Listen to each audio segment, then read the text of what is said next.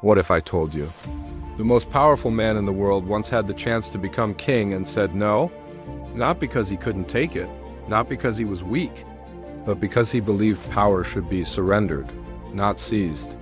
This is the story of George Washington, the man who won a revolution, crushed the strongest empire on earth, and then walked away from absolute power. Stay with me, because the ending of this story changed history forever. Before he was a legend, Washington was a 22-year-old officer in the British colonial militia, ambitious, inexperienced, and hungry for glory. In 1754, in the forests of North America, he attacked a French detachment. That small clash ignited something massive, the 7 Years' War. Washington made mistakes, big ones. He surrendered at Fort Necessity, defeat. But here's the first lesson. He didn't quit. He learned, he hardened. He grew obsessed with discipline, leadership, and endurance, traits that would define him later. Fast forward to 1775.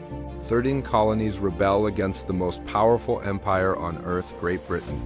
And who do they choose to command their ragtag army? George Washington. The war that followed the American Revolutionary War was not a series of heroic victories. It was a nightmare. No money, no supplies, no trained army.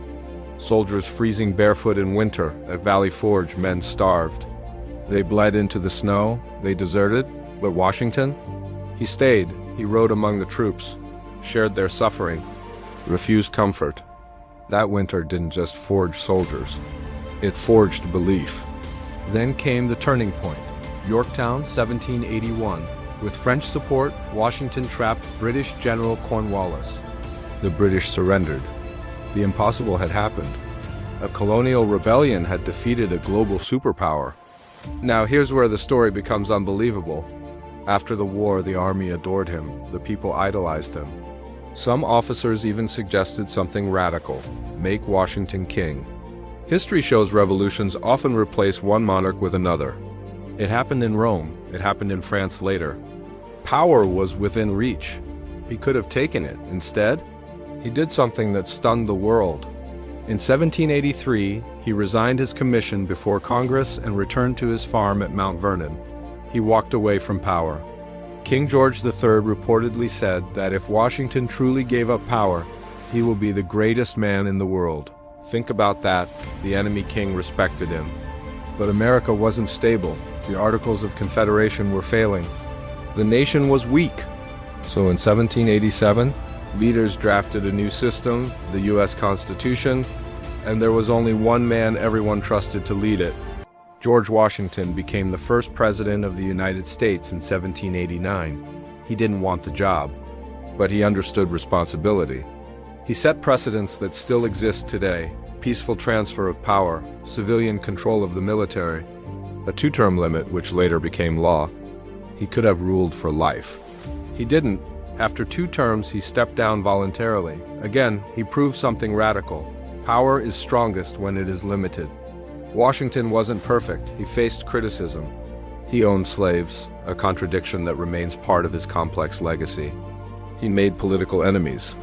But what made him extraordinary wasn't perfection. It was restraint in a world addicted to power.